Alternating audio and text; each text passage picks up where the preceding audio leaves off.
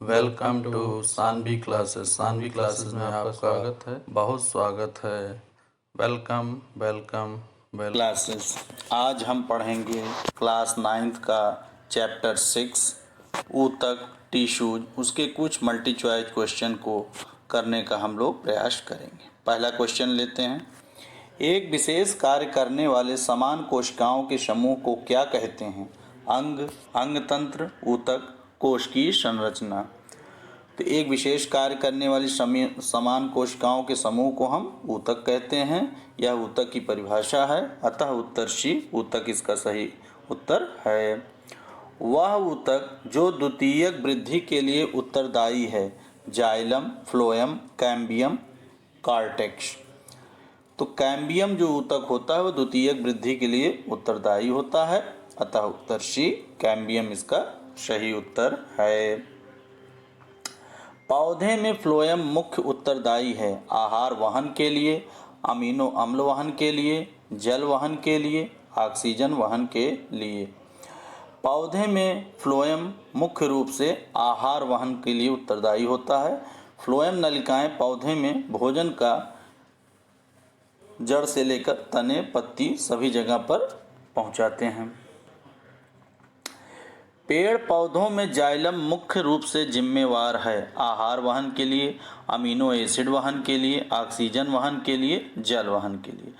तो जाइलम जो पेड़ पौधों में ऊतक पाए जाते हैं वो जल वहन के लिए और मिनरल्स के लिए जिम्मेदार होते हैं, अतः उत्तर डी जल वहन के लिए इसका सही उत्तर है। एक वृक्ष की आयु का पता किसके द्वारा लगाया जा सकता है? इसकी ऊंचाई मापकर, वार्षिक वलयों की गिनती करके, शाखाओं की संख्या गिनकर। आयु मापने का कोई तरीका नहीं है। तो एक वृक्ष की आयु का पता उसमें बने हुए वार्षिक वलयों की गिनती करके पता लगाया जा सकता है, अतः उत्तर बी इसका सही उत्तर है। वायुतक किन पौधों में पाया जाता है? लिथोफाइटम, हाइड्रोफाइटस, जीरोफाइटस, मिसोफाइटस। तो वायु ऊतक जो होते हैं वो हाइड्रोफाइटस में पाए जाते हैं, जिससे हाइड्रोफाइटस पौधे श्वसन का कार्य संपादित करते हैं, अतः उत्तर बी हाइड्रोफाइटस इसका सही उत्तर है। आर्किड में बिलामेन ऊतक पाया जाता है प्रवाहों में, मूलों में, पत्तियों में, पुष्पों में। तो आर्किड में बिलामेन ऊतक मूलों में पाया जाता है, अतः उत्तर बी मूलों में इसका सही उत्तर है। निम्न में से किसकी सक्रियता के कारण वृद्धि वलय बनती है? अंतरंभिधय एधा की, अंतविष्ट एधा की, वायरंभिधय एधा की, प्राथमिक एधा की। तो अंतरंभिधय एधा जो होती है वह पौधों के वृद्धि वलय को बनाती है, अतः उत्तर ए इसका सही उत्तर है। समुद्र के किनारे उगने वाले वृक्षों में वार्षिक वलय नहीं होते क्योंकि भूमि बलुई होती है, जलवायु विविधता होती है, स्पष्ट जलवायु विविधता होती है, वायुमंडल में प्रचुर नमी होती है। तो समुद्र के किनारे उगने वाले वृक्षों में वार्षिक वलय इसलिए नहीं होता है क्योंकि उसमें स्पष्ट जलवायु की विविधता होती है, अतः उत्तर सी इसका सही उत्तर है। किसी वृक्ष के पुराने तने की अनुप्रस्थ काट में 50 वार्षिक वलय मिलते हैं तो वृक्ष की आयु कितने वर्ष होगी? 25 वर्ष, 49 वर्ष, 50 वर्ष, 100 वर्ष। तो जितने वलयों की संख्या होगी उतने वर्ष वृक्ष की आयु होती है, अतः उत्तर सी 50 वर्ष इसका सही उत्तर है। किसी पौधे के तने में घेरे को बढ़ाने के लिए निम्नलिखित में से कौन सा ऊतक उत्तरदायी है? पार्श्व विभोज ऊतक, अंतरावेशिक विभोज ऊतक, वाहिनिका, प्रारंभ। तो पौधों में तने के घेरे को बढ़ाने के लिए जिम्मेदार ऊतक होते हैं पार्श्वी विभोज ऊतक, अतः उत्तर ए इसका सही उत्तर है। जलोदभिद निम्न में से किसकी उपस्थिति के कारण जल पर तैरते हैं? वायुतक की, मृद ऊतक की, दृढ़ोऊतक की, हरित ऊतक की। तो जलीय पौधे वायु ऊतक पाए जाते हैं जिसके कारण वे जल के ऊपर तैरते हैं, अतः उत्तर ए इसका सही उत्तर है। शीर्षस्थ विभोज ऊतक उत्तरदायी होता है लंबाई में वृद्धि के लिए, मोटाई में वृद्धि के लिए, ऊतक में वृद्धि के लिए, बलकुट में वृद्धि के लिए।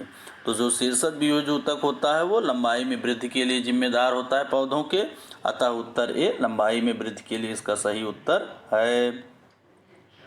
रंध्र की संख्या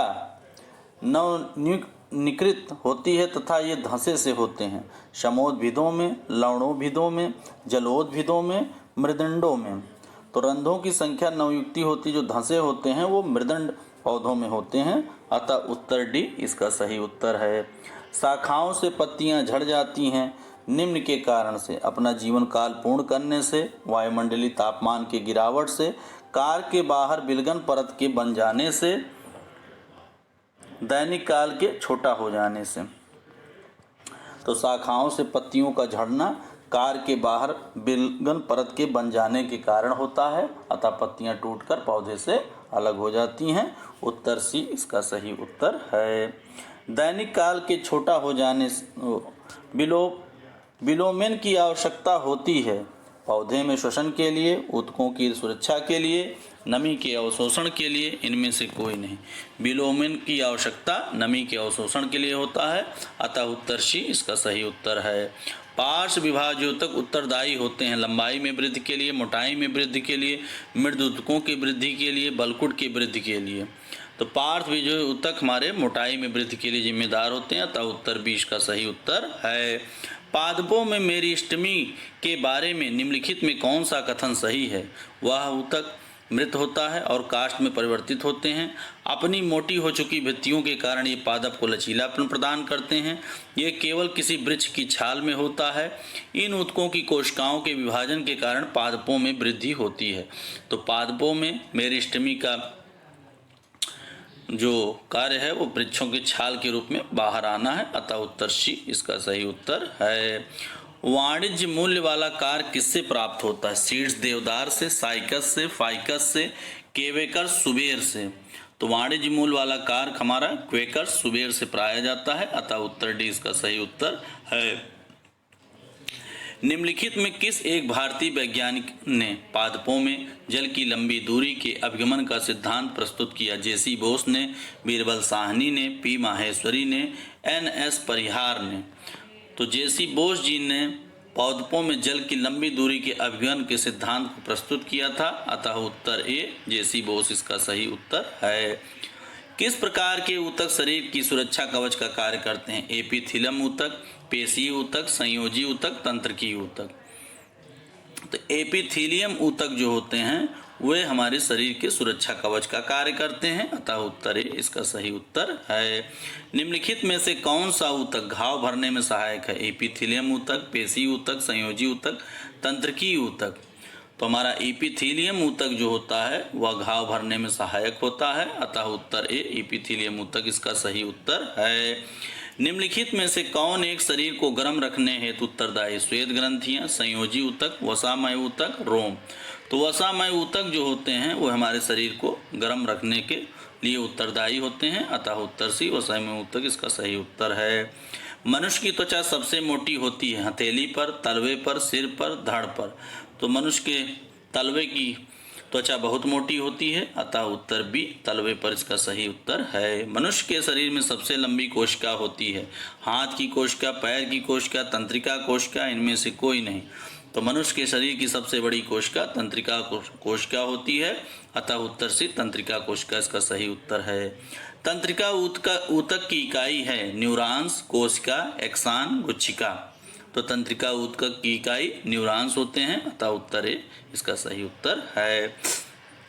संवेदना का चालन शरीर के एक भाग से दूसरे भाग में किसके द्वारा होता है? पेशी ऊतक द्वारा, एपिथेलियम ऊतक द्वारा, संयोजी ऊतक द्वारा, तंत्रिका ऊतक द्वारा। तो संवेदना का चालन हमारे शरीर में तंत्रिका ऊतक द्वारा होता है, अतः उत्तर डी तंत्रिका ऊतक इसका सही उत्तर है। लिगामेंट एक त्वचा है जो जोड़ती है अस्थियों को पेशियों से, अस्थि को अस्थि से, अस्थि को यूं को तंत्रिका से, पेशी को त्वचा से। तो लिगामेंट की रचना अस्थि को अस्थि से जोड़ती है। ऊंट का कुबड़ किस ऊतक का बना होता है? कनकालय ऊतक का, पेशी ऊतक का, उपस्थित तक का, वसामय ऊतक का। तो ऊंट का कुबड़ वसामय ऊतक से बना होता है, अतः उत्तर डी इसका सही उत्तर है।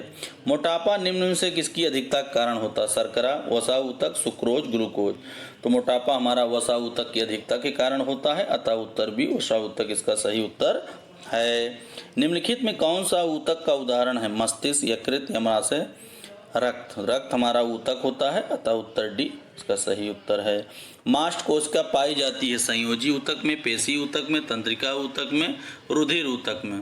तो मास्ट कोशिकाएं हमारी संयोजी ऊतक में पाई जाती हैं, अतः उत्तर ए इसका सही उत्तर है। फेफड़ों को ढकने वाला आवरण कहलाता है पेरिकार्डियम, पैलुरा, पेरिटोनियल, सिरोसा।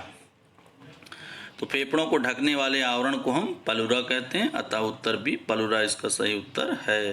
दांत मुख्य रूप से बने होते हैं नामिल, दंताएं से, मज्जा से, आदनांटोब्लास्ट से। तो हमारे दांत मुख्य रूप से दंताएं से बने होते हैं, अतः उत्तर भी इसका सही उत्तर है। दांत का शिखर किससे बना होता है? उपास्थि, डेंटिन, एनामिल, काइटिन। दांत के शिखर हमारे एनामिल से बने होते हैं, अतः उत्तर सी इसका सही उत्तर है। प्राणियों में निम्नलिखित में से किस प्रकार के संयोजी ऊतकों में वसा संग्रहित होती है? एडिपीसाइड से, कैंड्रोसाइट से, ऑस्टियोसाइट से, रेटिकोसाइलाइट से। तो हमारे एडिपीसाइड जो होते हैं वो संयोजी ऊतकों में वसा को संग्रहित रखते हैं, अतः उत्तर ए एडिपीसाइड इसका सही उत्तर है। किस ऊतक के नाखून, खुर और सींग बने होते हैं? क्यूटाइड, काइटिन, केराटिन, ट्यूनिशिन। तो हमारे नाखून और खुर जो होते हैं वो केराटिन से बने होते हैं, अतः उत्तर सी केराटिन इसका सही उत्तर है। जन्म के बाद मानव के किस ऊतक में कोई कोश का विभाजन नहीं होता? कंकाल, तंत्रिका, संयोजी, जनन। तो जन्म के पश्चात मनुष्य के तंत्रिका कोशिका में किसी प्रकार का विभाजन नहीं होता है, अतः उत्तर बी तंत्रिका इसका सही उत्तर है। प्लाज्मा में जल का प्रतिशत है 60%, 90%, 70%, 80%।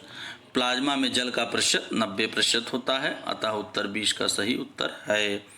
रक्त होता है एक संयोजी ऊतक, एक उपकलित ऊतक, उपयुक्त दोनों, उपयुक्त में से कोई नहीं। तो रक्त हमारा एक संयोजी ऊतक है, अतः उत्तर ए संयोजी ऊतक इसका सही उत्तर है। Thank you for watching this video. Please like, share and subscribe my channel. Thank you.